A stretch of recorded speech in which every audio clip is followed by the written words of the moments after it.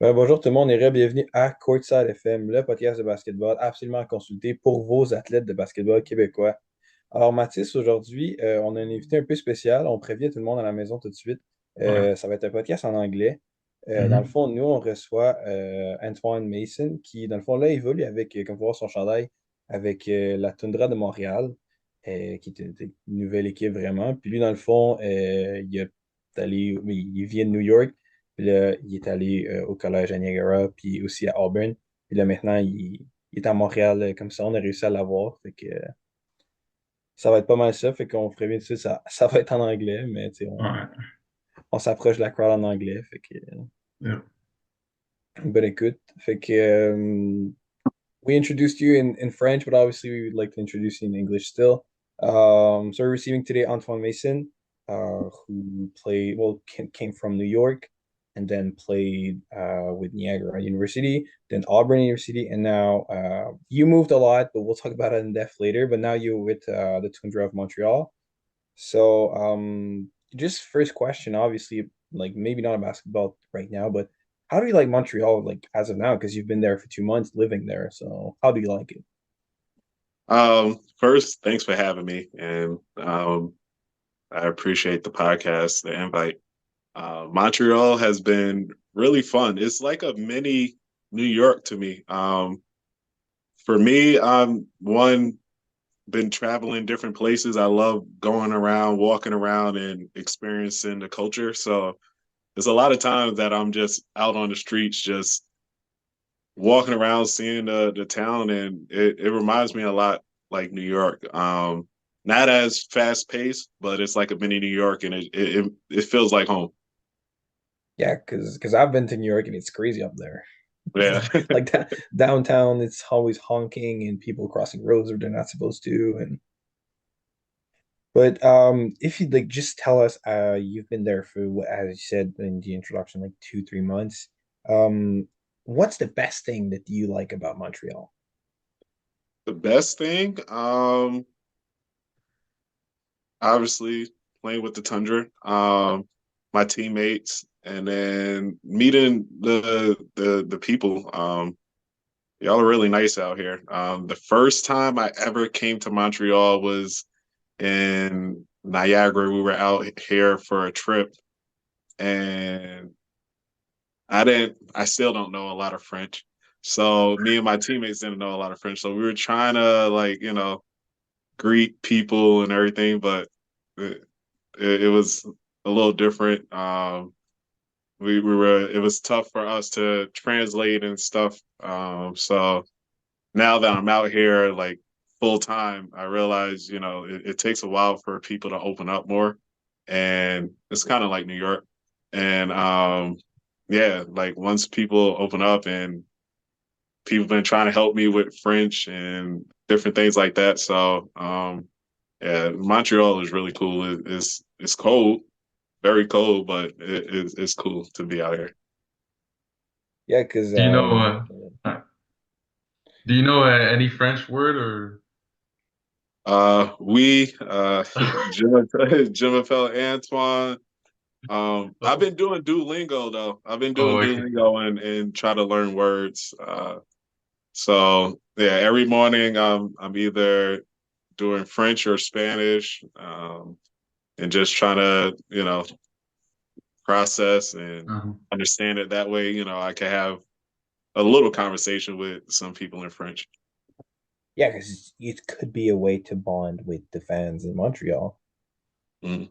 Because a lot of people said it, like Montreal is a basketball city, and you're the only team that plays year long because there's also the team that plays only in the summer, which is Mm. the Alliance. But now all year long, so people are coming to see you with from both language.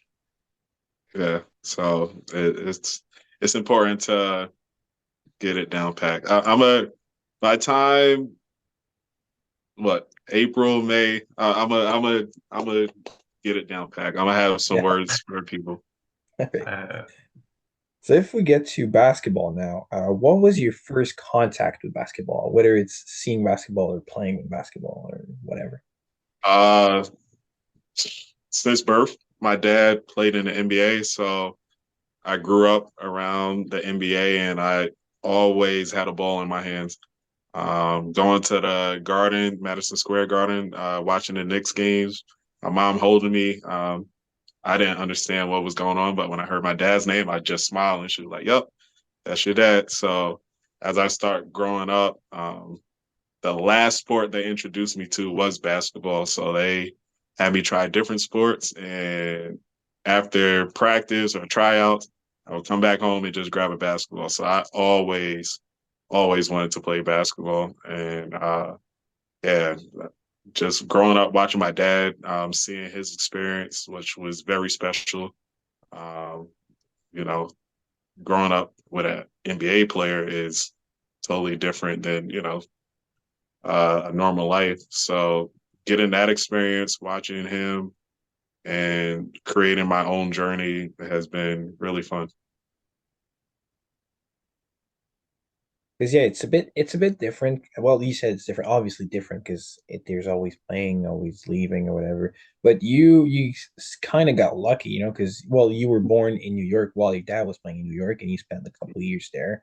So at least like you kind of saw him like more, definitely more than later in his career, where you played in Miami and Milwaukee, which is a bit further down the road. Hmm.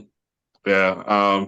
The one thing my parents made sure was I didn't move around. They wanted me to have like a good foundation. That way, if he was to get traded, like he got traded to the Hornets, I didn't move around, but we always flew to games or every holiday we were with each other.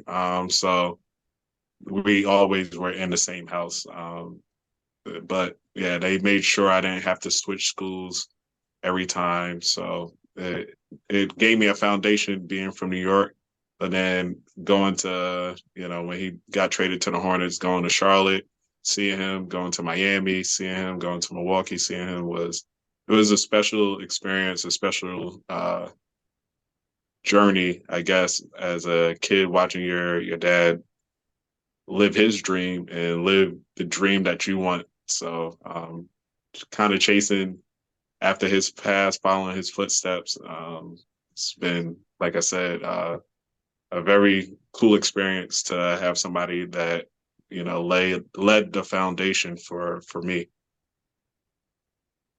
So you started playing basketball in New York, right? Hmm. Yeah. I started playing I always, like I said, I always had a ball in my hand shooting around, but I started playing like 5-on-5 organized basketball at the age of 9 against 12-year-olds. And yeah, that was a different experience. Playing with my age, I was advanced, thinking everything was good, and then my dad had me play up, and I took my lumps, and I realized I was like, all right, I really have to work on my game. When I was with 9-year-olds, I was like, oh, this is easy. This is going to be a Mhm. cakewalk. And when I start playing against 12-year-olds, they're more physical, more athletic. And then I was like, all right, I'm a huge competitor being the younger brother. I have an older brother and then my dad. So I was always the little one and always try to follow their steps and, be a part of them. So I was always competitive and always wanted to be the best. So from then, taking my lumps at 12 or playing against 12-year-olds, I just kept working out, and start seeing my skills get better and start, locking in on the game that I love.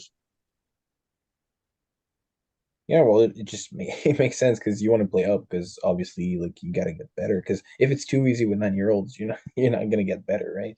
Yep, exactly. So my dad always wanted me to challenge myself, and he said is by the time you start competing with the 12-year-olds or competing with the older age, when you're in your grade class, is that's when you're gonna see all the progression. And even when you face older people and you get better than them, that's just gonna make you, develop your skills faster. So he was on to something definitely, because um, that first experience playing against 12-year-olds really like it woke my senses up. And I was like, all right, I need to get better. And I need to get stronger and different things like that. So he definitely showed me the ropes. Well, you talked about skills. If you could tell us, what is your best skill in the basketball court? Best skill, um, I've naturally been a scorer all my life.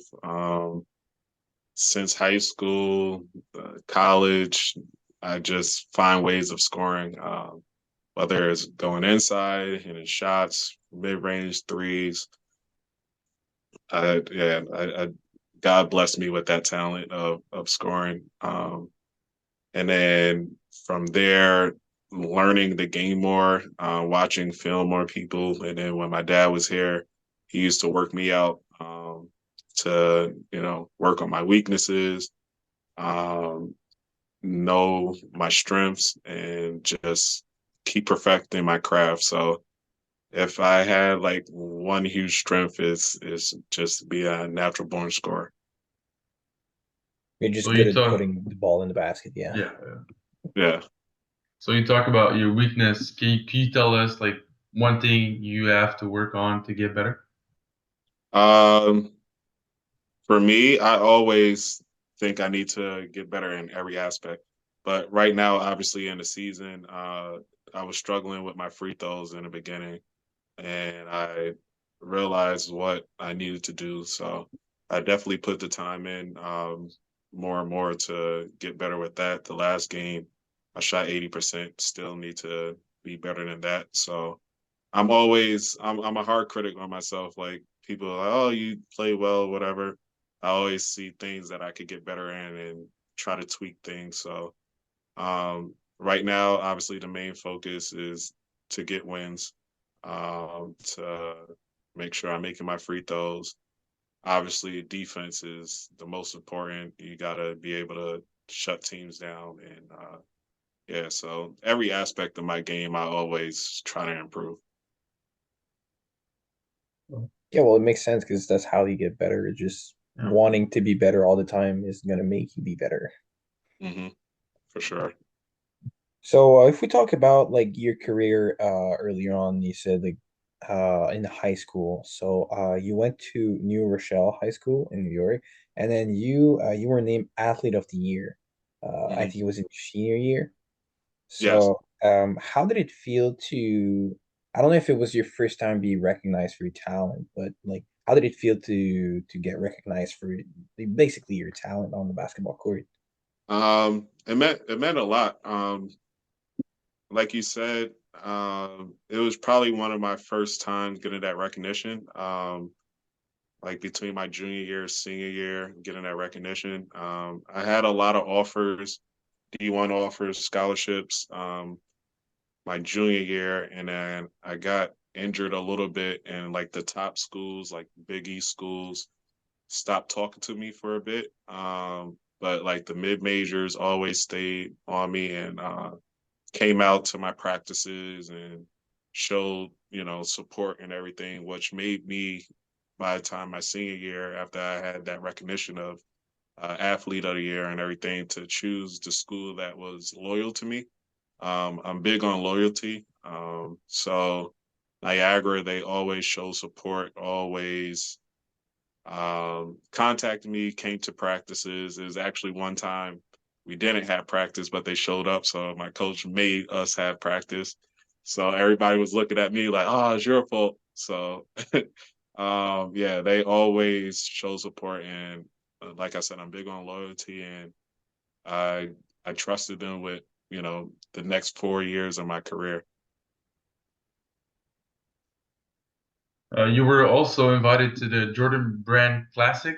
Can you tell us how was that experience? That was that was pretty cool. When I, it was one day in school, my coach received a letter, and he was like, "Oh, go to my room. There's a letter for you." So then there was a big yellow envelope. I opened it, and it was like, "Congratulations, you're part of the Jordan Brand Classic. and I had a huge smile on my face. Again, another recognition of my hard work.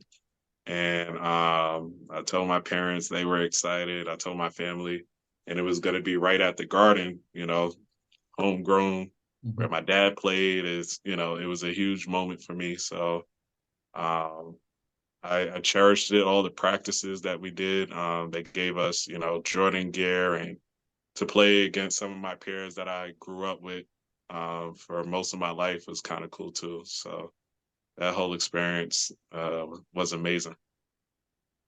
Yeah, because it's your first, not like NBA like, but still playing in the Garden. Like must be a surreal experience. Oh yeah, for sure. That was my second time ever playing in the Garden. The first time was a halftime show. Um, the kids just playing, and it was actually crazy because that halftime show, Kyrie Irving was on the other team, and we were playing against each other. So when I see him, or anytime I see him, we always talk about when we played at the Garden when we were that young, how that kind of changed our lives. Of we want to do this when we get older. So that was a cool experience. So you played against them like when you were kids. Yep. Yeah, played against Kyrie when we were kids. We knew each other since we were 9, and then playing against him throughout like high school and stuff. And sometimes in the summer, when he plays in the summer league tournaments, we'll play against each other. It's nice. Yeah. So you went on to play D1 ball at Niagara University, and you said like so the opportunity came because they approached you and they were loyal to you. And was it the only reason you chose that school, or was there another reason that came to play in it? Yeah, like I said, I don't even know how many scholarship, way over 10 to 15 scholarships of different schools. But like I said, they were there. Like I had a great conversation with Coach Mahalik and the assistant coaches at the time, and they were like transparent. Like anything I asked about, they were honest. Some teams could sell you a dream just to go to their school. They'll be like, "Oh, this," and then you get in a bad situation. But I felt real loyalty, real trust between them. I forgot. It was like sometimes I asked them about something and they were like, "No, we don't have this," or "No, that," and that meant a lot to me that they were honest. And when I went to visit the campus, it was, I want to say, spring break, so not a lot of people were there. It was still like some of the basketball players were there, and it was quiet. It was boring, and I was like, I need this to stay focused with ball. So a lot of people go on their visit and have parties and everything. Like, oh, I want to go there. No, I came there and it was quiet and boring. I was like, for me, I need it, especially to focus. Coming in as a freshman. Yeah, because college life and university life is a party life basically. Yep, Young you have adults. to find that balance. Yeah.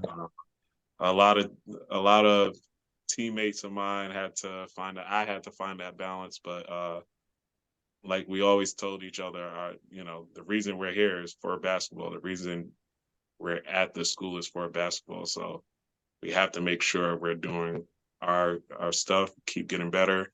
Obviously, having great grades, and then the extra stuff comes afterwards.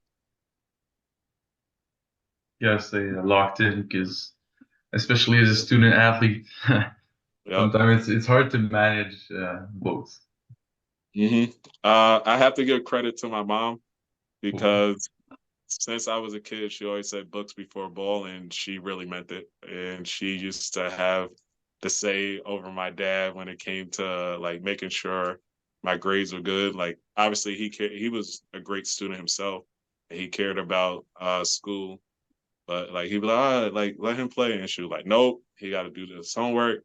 nope, he got to do that. So yeah, it was in my DNA. By the time I came to Niagara, they knew my mom. They knew she wasn't playing with my grades, so I didn't even have to stay in study hall my freshman year because they knew I was so programmed into Mhm. making sure my schoolwork was done and then taking care of basketball.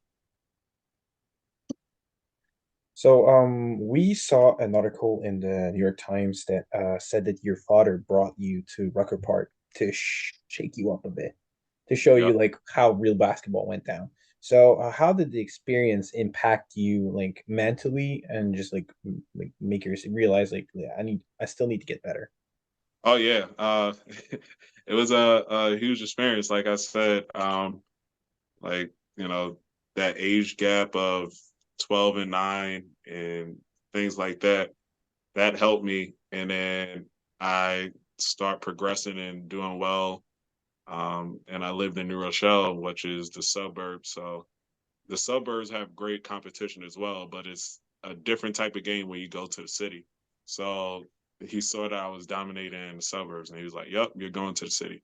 So when I went to the city, I'm like, "All right, like it's basketball. Like basketball is basketball." And no, no, no, no, no. It is more, trash talking, more creative freestyling on the court. So like I start seeing different movements, how people played, and I had to get adjusted to it quick, or you're gonna get embarrassed. So I was like, all right, this is another challenge I have, and it molded me to become the player I am now. Like you can ask anybody that truly played in New York, that played in Rucker and different tournaments, summer leagues like that. When they're overseas or somewhere, you just have a chip on your shoulder, and like even if you're having ups and downs, you still have in your mind like I've been through the fire. Like I'm gonna come out. Like I could overcome this. So yeah, him putting me down there in the city, playing in all those summer league tournaments, definitely helped. How big is it of a park? Because honestly, before the podcast, I didn't even know. I asked Francis like, what is that? But he explained to me that there's a lot of NBA player that go play there, so Yeah, it's great runs. yeah, it's great runs. So it's tournaments like Rucker Park, Dykeman, um, Hoops in the Sun, Nike Pro City. All those tournaments are in the summer in New York, and when you go out there, you never know who's gonna pop out. There's been times where you just think, all right, you're playing against like a team that and then out of nowhere, an NBA player comes out the crowd and they suit up against you or with you, and then the crowd is all there. It's an amazing experience. It's something that you have to go to see, and then you hear all the trash talking, you hear the crowd talking. It's a great experience. Manages to toughen you up a bit if if Oh you're yeah, kind for of new to sure. it. Yeah. And the crowd will let you know if you're having a good game or a bad game. It's been times where I've seen people struggle, and I could hear the crowd talk to them. I was like, man, that's tough. There's Poor been guy. times where somebody's having a great game and everything's going well. So yeah, it definitely got to toughen you up. Like you want to put a great performance out every time. Kind of like makes you ready for like Yeah. bigger crowds and everything. Yep, for sure. Pretty much media. That's something that definitely helped me going into college. You know, playing against seniors and juniors and all that. Um, like I like I said, I'm competitive, so it was no quitting me. It was like, all right, okay, you're gonna have to deal with me too. All right, now I'm getting better than you. So yeah, that competitive nature was molded from like playing in New York for sure. So if So, we talk, uh, sorry. So if we talk a little bit about your college, sorry, my English is. Oh no, that's okay. Um, your college career, you always improve your point per game every year. What's Mhm. one thing or a lot of things that you worked on to improve that? Uh, the summers with my dad, he would we'll watch games and clips of what I did, and like I said, we work on my weaknesses, like what did teams force me to do where I struggled a bit, and then we would watch things that I did well with. So we would go in the gym and just work on it. Work on if I needed to shoot better, if I needed to get quicker on defense, I need to learn how to come off screens. It was just so many aspects of the game that he was able to tell me, especially having that experience of being an all-star NBA player. So I was getting, a lot of hidden gems that you learn later on in your career early. So yeah, when I start applying it to the game and start seeing the results, I just became hungry for more knowledge. I was like, all right, Dad, what can I do this? And he always was there. My parents always came to support. So if he was at a game, you could see him talking to me before the game.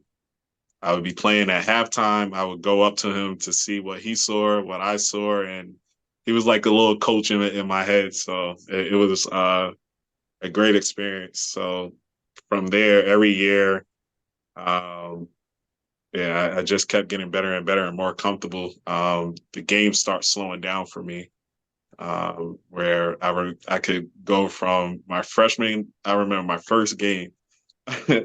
I started, my family was there, I'm nervous, and I played really well. I think I scored our first 7 points, and I'm thinking they're going to call a timeout.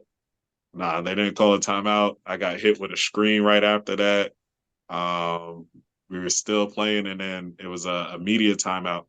And then we finally sat down, and my adrenaline was going so fast that I was exhausted, and I was drinking water, and I felt like I wasn't drinking anything. I was like, "Oh my god, what is going on?" And then from that experience of being so anxious and excited, and thinking that we're going to attract me to the next year and the next year after that, where everything felt like, all right, it's a smooth pace and I can control the game. I could dictate the game. So yeah, it was just working, getting in that gym, working on my game every day that really helped me improve my points and my everything in my game. Yeah, no, it's also a game of confidence, right? Because Mhm. especially later in your college career, you didn't get as nervous as your first freshman game. Exactly. Right? Yep. You get used to the play, well, the pace, you get used to the fans, yeah, like just the whole everything. You get used to it. Yeah, for sure. Yeah, it was my freshman year was just like a deer in headlights. You're like, okay, what's going on? And then, you know, as I became a later in my sophomore year to junior year, it slowed down and I was able to help the young players. I was like, I've been there before. Like, I know what you're going through. Just breathe. Like your time is gonna come. Just stick to making sure that you're always in the gym. Don't get too high on your highs, low on your lows. Just keep, keep going. So, um, that was one thing that helped me stay even killed. I could have a great game. I had an off game, but it was making the adjustments during that game where my freshman year, I could have a really good game.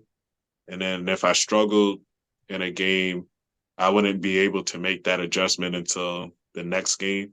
So when I got later on in my college career, if I was struggling a little bit, I can make the adjustment and still have a good game. So it was just little things that from experience you start learning and start taking advantage of. So, well, you talked about your experience with Niagara and everything. You spent 4 years there. Hmm.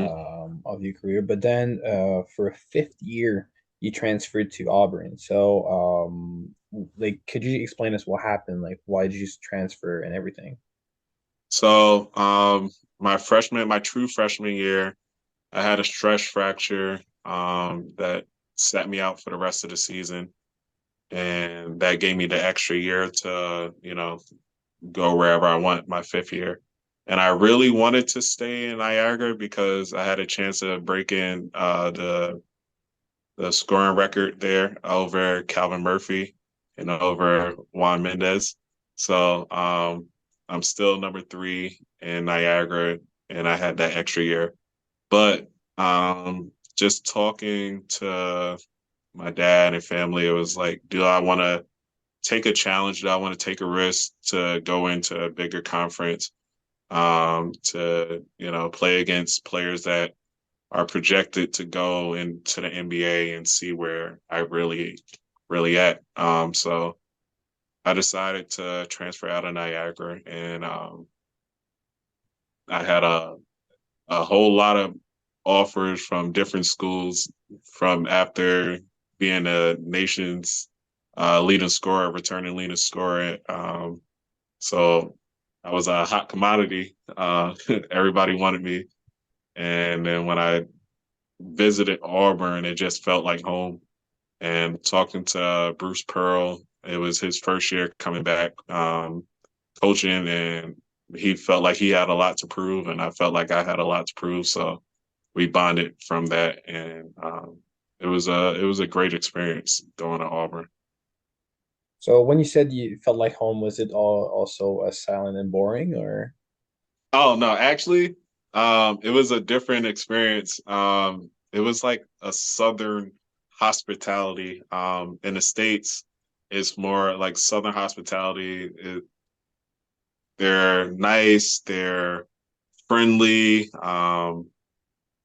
and that campus was huge. Like Niagara is a small campus. You get to know a lot of people. Auburn is a huge campus.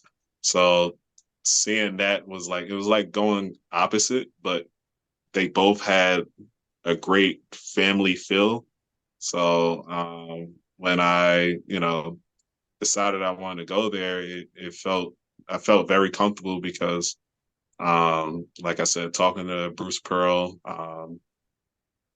it's seeing where I'm at going against, top players that are projected to go to the NBA. I was like, all right, this is going to be a fun experience. And, like I said, I'm competitive. So I was like, all right, let's see where I stay at. Let's see how everybody who's supposed to be up there go against me. So, yeah, I truly enjoyed that year. Although I felt like I didn't really have my senior year because of what went on with my dad being sick and passing away. That kind of messed up my head. Not kind of, it really messed up my head, my mental. But the basketball part, going against Kentucky and Florida was a cool experience. Yeah, well, it's the best of the best at that age, right? Mhm. Hmm. Yeah, that you know, seeing a bunch of players that I played against in the NBA, like Kentucky had Carl Towns, Devin Booker, uh, they had Willie Cauley-Stein, Trey Lyles, the Harrison twins, Tyler Ulis, like pretty much that whole roster went to the NBA. Florida had Dorian Finley Smith. Arkansas had Bobby Portis.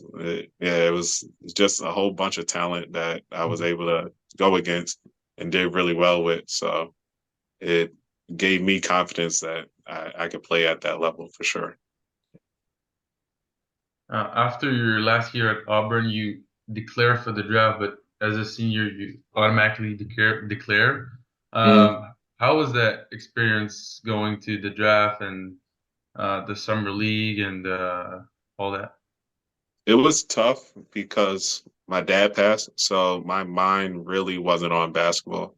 it was a really hard time. Like, it's never a great time for anybody to pass, especially your dad or your mom or anybody like that.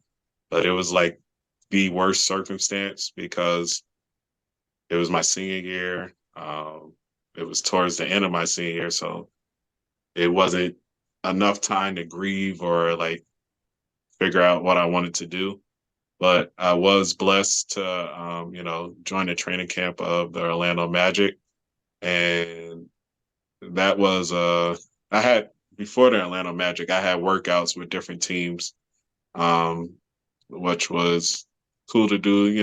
Little combine things. They want to see your vert, your speed, your skills. So that was cool. And then I went to Summer League with Orlando, and I had an agent at that time, that I needed to change, by the time I finished the summer league camp because he didn't really tell me about another opportunity that I could have had by going to the Phoenix training camp. Um, but everything happens for a reason. I always feel God always has a plan. So after the draft happened, I didn't get drafted. Then the G League sent me like a picture with my face on it and a couple of other players' faces on it as players to watch. So in my mind, I'm like, all right, I'm going to at that time it was the D League. It was called the D League. I'm like, I'm going to the D League and I'll just work my way up. Um, so like I said, that first agent kind of messed the start of my career because um, I got a random call from a number and then I picked it up and it was people from the NBA and they was like, are you planning to go to the D League? I was like, yeah. They was like, well, you haven't filled out any papers. I was like, what papers? I never received them. They were like, oh, we sent it to your agent. So then when I talked to my agent, he was like, oh, yeah, I meant to. So it kind of prolonged things. And that was 24 hours before the draft. So nobody knew that I was going or was declaring to the draft. They was like, oh, he must be going somewhere else. So I had to well, I had to sign a new agent. I had to fill out those papers less than 24 hours, and nobody knew I was going. So I didn't get drafted that time. So then I went to Cyprus after that, and that was a good experience. Like I said, my mind was still, lingering from my dad passing and just thinking about my family. I had a cool teammate, Aaron Petaway, that he was a vet, just took me under his wing and showed me how to be a professional. And that really helped me with my career, kind of jump started my love of basketball again. And then after that season, I went to Halifax and I restored the love of basketball again because that bond that me and my dad had was so close. You know, it was a father son relationship, but then basketball really brought us like to another level. So losing him, I felt like I was losing something. But then once I played in Halifax and got that love again, I was like, all right, I really love this game. I'm doing it for myself and I'm doing it for him and honoring my family. So yeah, those experiences helped me. After that season, I did well. I was invited to the G League with Rio Grande, and it was going really well. Got hurt, so I had to fight through that, and I played really well. But then it came down to politics with the numbers of the people that they had in their camp and people getting sent down. So I was still close with those coaches. They still keep in touch with me. And then that made me go back my second year to Halifax, which I did really well, better than my first year. Um, from there, I got a contract to China for the summer. Yeah, which was a whole different experience. It was me and my teammate, the only two that spoke English. Everybody else spoke Chinese, and then we had an interpreter that would translate certain things, but he only translated when he wanted to. So we'll ask him different questions, and if he didn't want to answer, he act like he didn't know. But if we asked him, did he want to eat for food?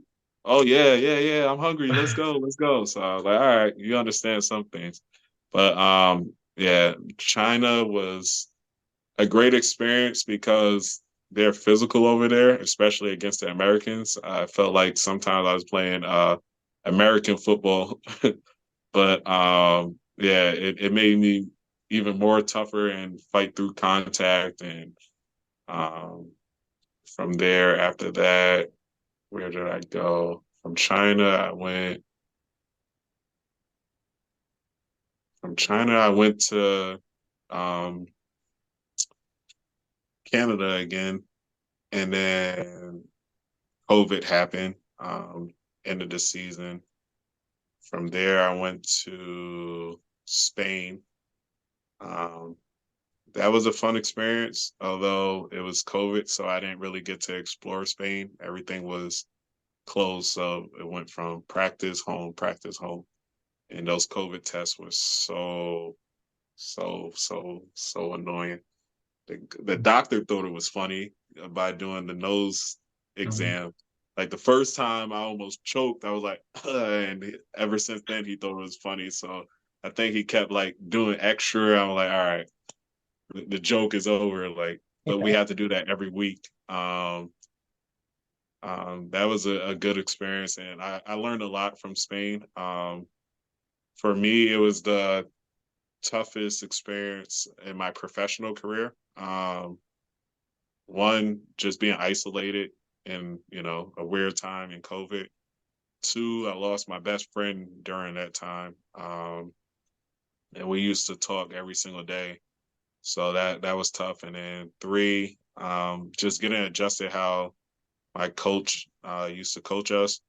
So it lit a fire underneath me where at the end of the season I was like, I will be able to adapt to any type of coaching or however anybody wants me to play. So when I came home that summer, I worked on everything. It was probably my second best summer training, besides when I was training with my dad. My sophomore going into my junior year when I led the nation in scoring, because I was just working on so many things in my game where I was training pissed off because I didn't like how I played, or I didn't like how the situation was in Spain, where I was like, you know what, I'm gonna dominate in every aspect where any situation I will be good at. So then from there, Spain, I went to Jordan, and Jordan was a really great place. The fans are crazy. Like we played in one gym, and one gym only. Everybody played in that one gym. So our fan base, I think we had the biggest fan base. Why that? So they would have like flares and chants and everything. So I was like, wow, this is like it felt like a championship game every time we played, and I was playing really well. Um, Second in the league in scoring with like 22, 23, first in assists, with 8 assists and 6 rebounds. So I was having an MVP season until I ruptured my Achilles. And I had a lot going on before I ruptured my Achilles. A lot of things were like going my way. The Nets G League was calling me they wanted me to play with them.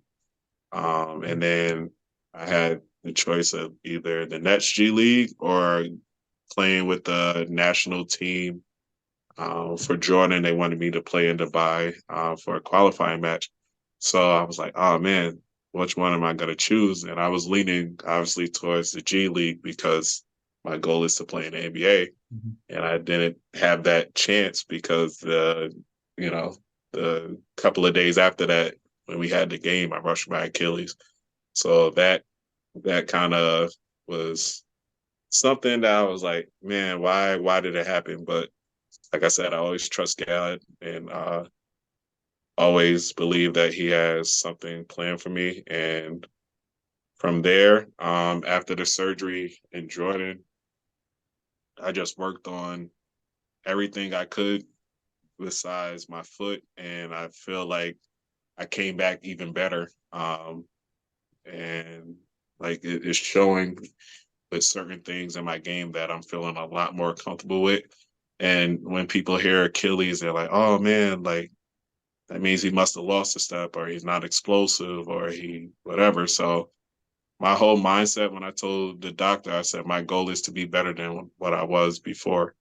And when I was going through the whole process of rehab, I kept pushing myself like, "You're gonna be better. Like there's no excuse. Like you may have rough days, but you got to push through." So now that I'm cleared and I knew that, this year was going to be a season for, I call it a sacrifice season because I knew people were going to see, all right, how is he going to play with his Achilles?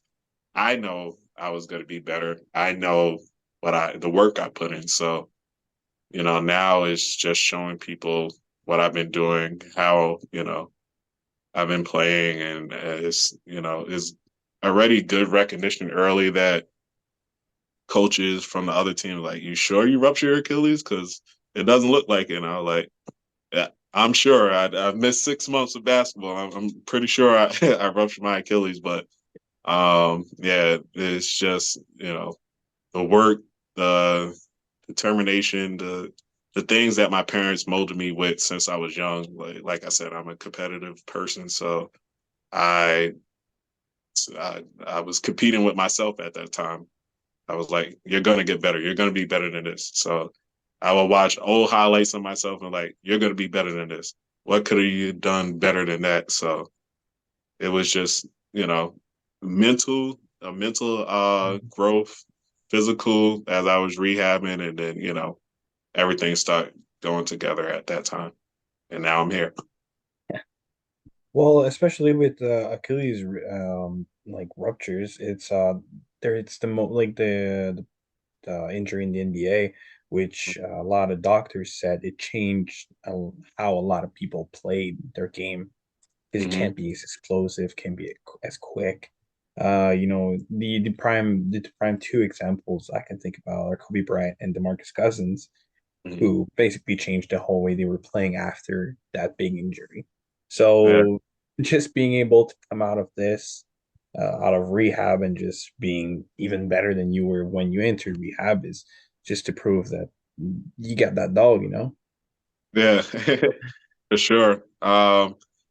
And when I was, when I came back home, I had the surgery there. When I came back home, I was with the doctor that did Kevin Durant's Achilles as well. So, you know, he was obviously knew his progression and everything. He said, "You're healing a lot faster than I've seen." He was like, "Keep up whatever you're doing."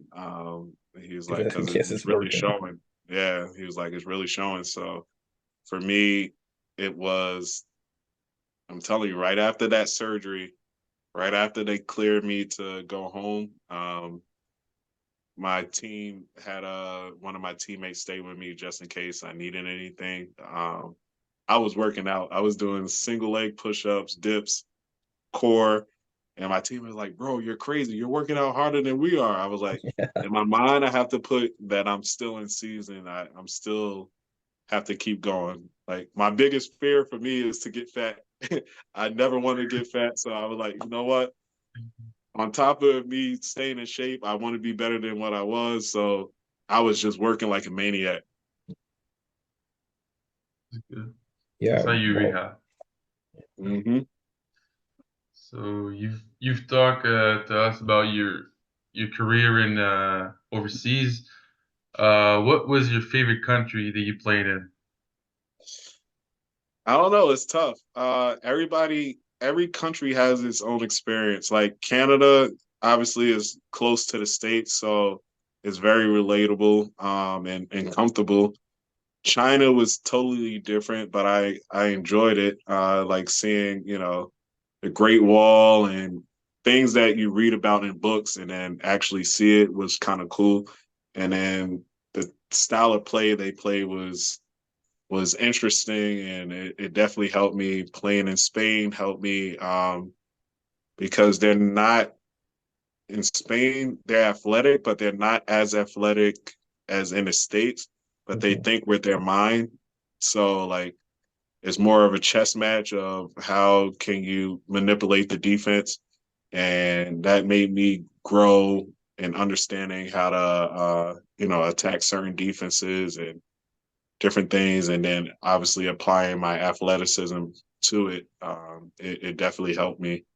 Jordan was a great experience because they let me play point guard for the whole season. Normally I played a two, I played a point and a two, but like I said, I'm a natural born scorer, so coaches love to have me at the two so I could score. And when I was in Jordan, he said, "I want you to do both. I want you to be able to do both." And he challenged me, and that was a really good experience. I start seeing the game differently as well, how to attack the game. So through every country, it's always an experience, always a journey. So I don't really have a particular favorite.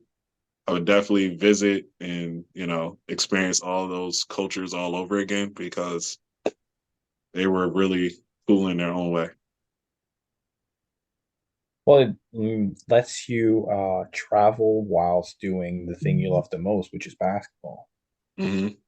Yeah, like basketball has had me go all over the world for free. Like that's that experience itself. Plus, I'm getting paid to do what I love to do.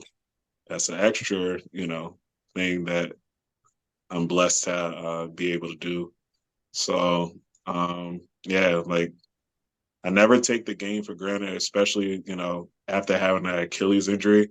I realized it could stop just like that. So every day I pray to God, like just let me get over this. Let me have, you know, be able to play ball again. So every day I got closer to God, more spiritual, and I was just determined to push myself. So like I said, God always has a plan. I know in my life, He always has a plan. I may not see what He's doing, but then eventually I'll see it. So I just trust His process. Uh, what's the biggest difference between yeah, you played in the G League, so let's say between the G League and the overseas basketball? Okay, so now it's more similar now, but the G League definitely more speed, more athletic. They want you in certain spots, um, both overseas and G League. You got to shoot a great percentage, but it's more of a science in the G League. Like they break it down analytics a lot. Like they want you to do this, they want you to take this certain shot because of the analytics. The numbers show according to whatever, not to take this but take that. So G League was more of a science of you're being programmed to know what you need to do to get to that next level or find that niche in the G League to get to that next level, the NBA. Overseas is a science of how can you perform because it's overseas they expect you to perform at a high level, like get your numbers. You have to have your numbers. So it was more so obviously you have to get your numbers, but also how can you do it consistently and how can you adjust to how they play. I honestly believe overseas was tougher because they could stay in the paint more. In the G League, Mhm. NBA rules, you can't stay in the paint, so they could play zone and different things. So, like I said, it was I guess less athleticism overseas, but more of all right, how can I still be effective or as efficient as I am, even with them staying in the paint? Yeah, different rules and you know. Yeah, So, I remember the first time I played um, a FIBA rules where you can knock the ball out of the rim.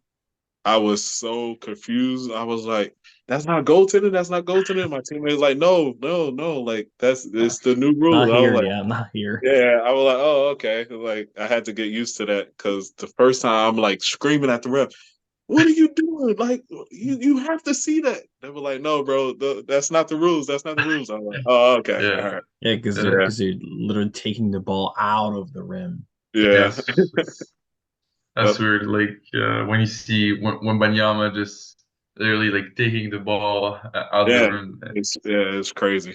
it's Gotta really make them different. gotta make them sauce straight. Full on swish.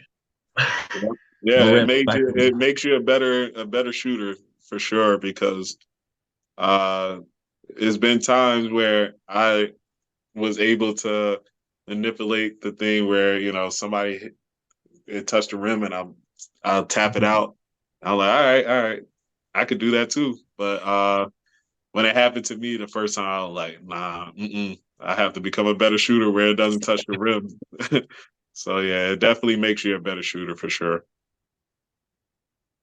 So if we talk more about your experience as of right now, as we said earlier in the podcast, you're playing with the Tundra in Montreal. So how did this opportunity came by to play Montreal? Was it like because I saw something about a draft maybe, or just did they just approach you, or did you approach them, or how did it happen?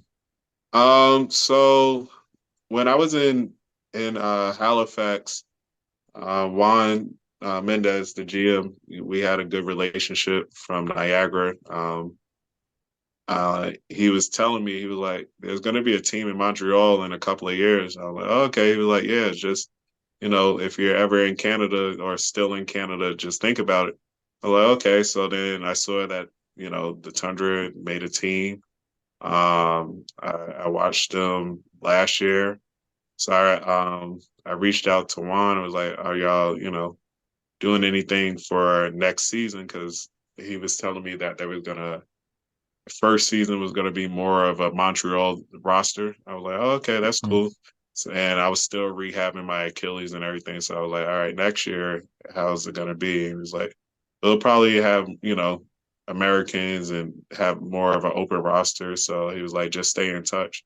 So I was just watching it as I'm rehabbing it, and we talked, and he was like, "Yeah, go ahead and try out and everything like that." So came to the tryouts, things went well, and just went from there. So it was a good experience in the tryout.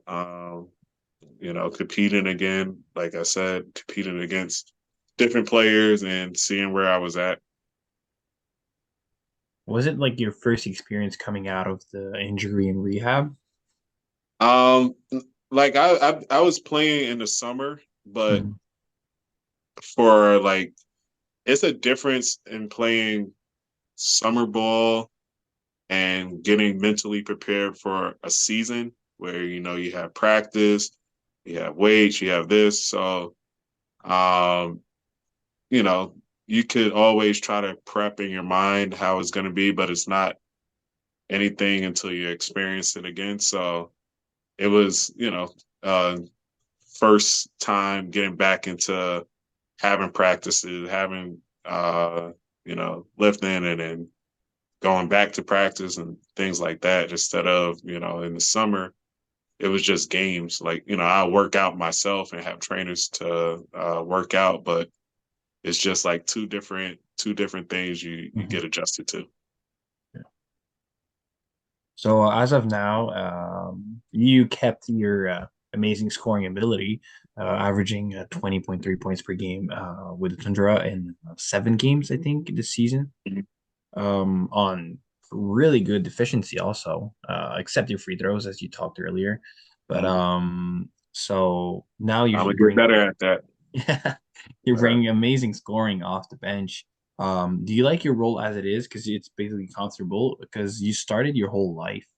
So is it something you're still working on, prove to coaches to make you start, or are you comfortable off the bench as of now? I'm always trying to prove to be the best player and continue to get better. So, um, like I said, in my mind, I put in my head that this year was going to be a sacrifice of, people not knowing how I was going to come off the Achilles. So I was going to accept whichever role. But obviously, if I move into that starting role, I feel like I could, keep getting better. But even if I come off the bench, I'm still going to provide, and keep getting better. So, yeah, like you said, I started my whole career, so that's something I'm very comfortable with. Um, Even at Halifax, my first year, I came off the bench 14 games.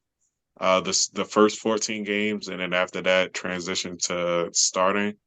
And we went to the finals and everything. And I got 6 man of the year after playing 14 games. I was like, oh, that's cool. But um, yeah, like I'm naturally prepared to play in a starting role. But like I said, I just want to win. That's the main focus for me. I don't care if I average 2 points and we win. I just want to win. So I'm just gonna keep getting better, keep getting in the gym, perfecting my craft in both offense and defense, and be that leader that we need.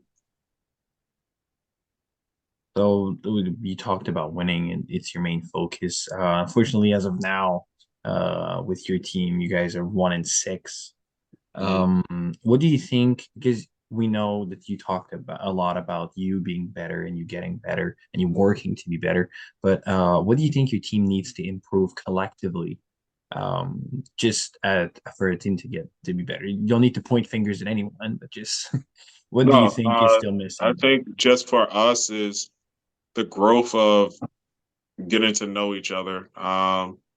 Like teams like London and Windsor and they have people on their team that been playing together for a couple of years. So it's really we have like a brand new roster. So it's just getting to know where everybody's comfortable at, knowing each other's roles. And yeah, we're so talented that we're in a lot of games besides one, where we just have to make little adjustments and you'll start seeing the wins. But it comes down to everybody being willing to do what it takes to win.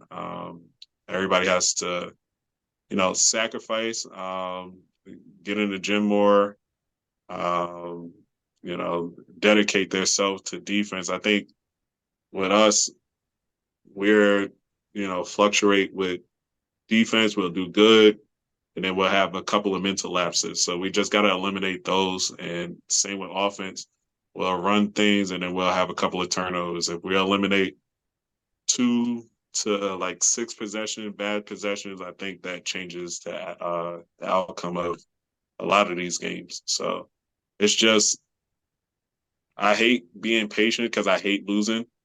I truly hate losing, but it's gonna take some patience of and some time of knowing each other. But we're definitely gonna get the season going. We're gonna change this narrative of that 1-6. Yeah, well, that's what happens with the new team. Usually, new players, and it's like, let's say with you, it's your first time in this league, and everything. So it's kind of like just to get used to each other, play with each other, and just know each other really, because that's what happens when you're good at basketball. You play with each other, and you become basically friends and brothers. Yep, for sure. Yeah, it's definitely a brotherhood.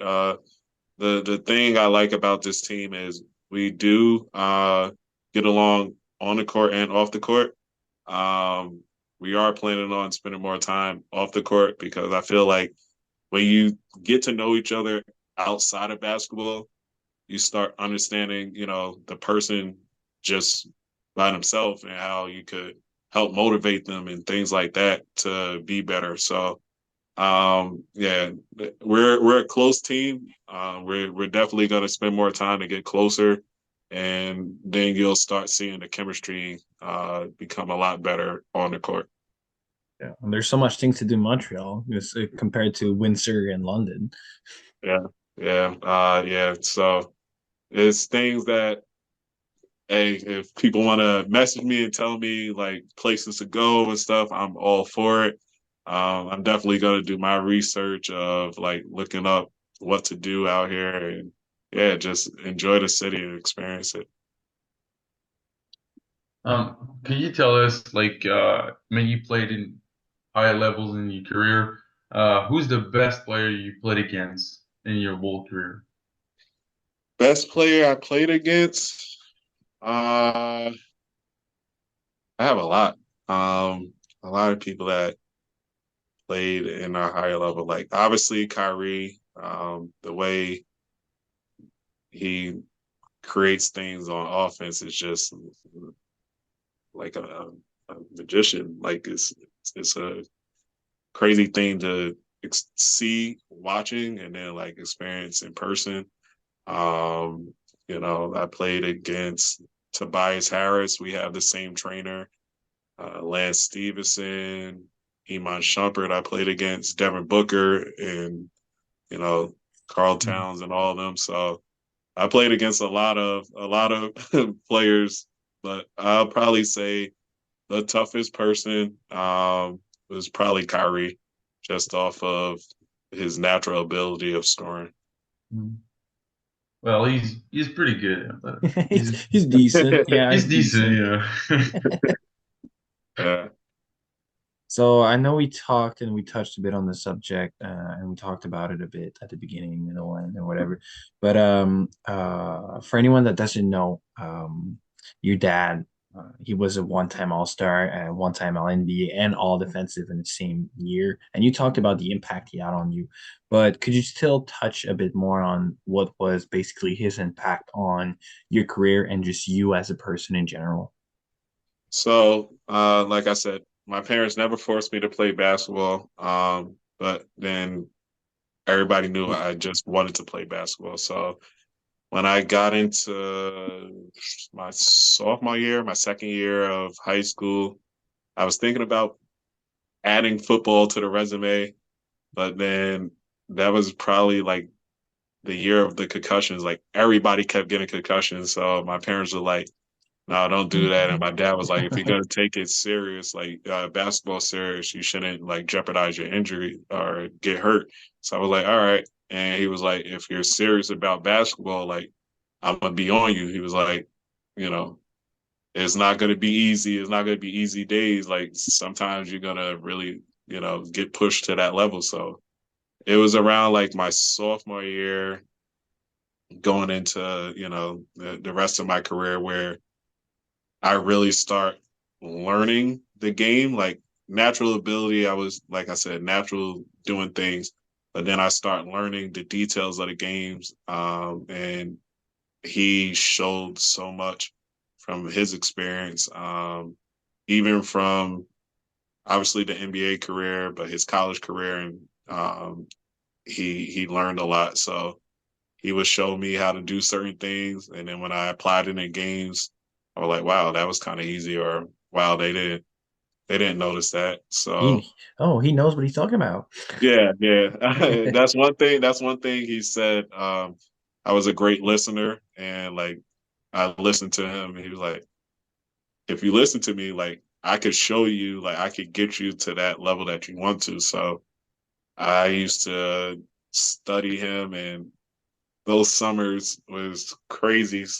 We would work out, hang out, like watch games, whatever, do whatever, hang out with family, and then he would wake me up at like 4 or 5 in the morning. You ready to work again? The first week, I was like, "What? It's Literally, four? What are you? why are you up? Because he like me and him, I get it from him. Like I rarely sleep, so because we will watch movies or just hang out until like 3, 4 in the morning, just watching movies. Then he'd be like, all right, let's go to sleep. And then all of a sudden he'd be like, you ready to work? And it's 5 o'clock, 4:30. I was like, what was sleep? That's not sleep. And we would just work out and stuff. So I start learning how to become a gym rat, but obviously he said rest is important. So he would make sure I did get my rest or I went to sleep early certain nights. But yeah, he would definitely help me in ways that I don't think I would have learned until 3, 4 years of certain things after. So he helped my progress like huge in a huge way and helped me make the game simple. Because if you see like the best scorers, like their game is basic. They don't have to dance around so much to get their shots off or they know their spots. So that was things that we would watch and he would show me. So yeah, he was the biggest impact of my basketball career by far. Well, as you said, with amazing scorers, it's just they do all little things extremely well, nearly perfectly, which Mm, makes them so like, efficient and amazing scorers. yeah. Just watching like my dad and Steph Curry's dad played together on the Hornets. So I was younger and me and Steph was close to the same age. But we used to be at practice and Steph was hitting threes back then. And it's just crazy to see like how like great scorers or whatever keep perfecting their thing because at that age he's hitting shots from that deep consistently, where I know, his process of keep developing, he just kept growing. So now seeing him in person or watching him on TV and seeing how his career has been going is amazing to see, if you keep putting that work in, you start developing. So, our we were lucky to have NBA parents that helped us in that process. Well, listen, Antoine, thank you so much for your time. It was so fun for both of us, and I'm sure for the people who are going to listen to it about all of your experiences going through injuries and overseas and playing at the highest level possible at sometimes. But I'm sure the city of Montreal already loves you, bringing so many points. Must be easy to get loved a bit. Thank you for having me. Yeah, like I said, we're definitely gonna change this narrative of the season around. So keep coming out, keep supporting us, and we're gonna make y'all proud for sure.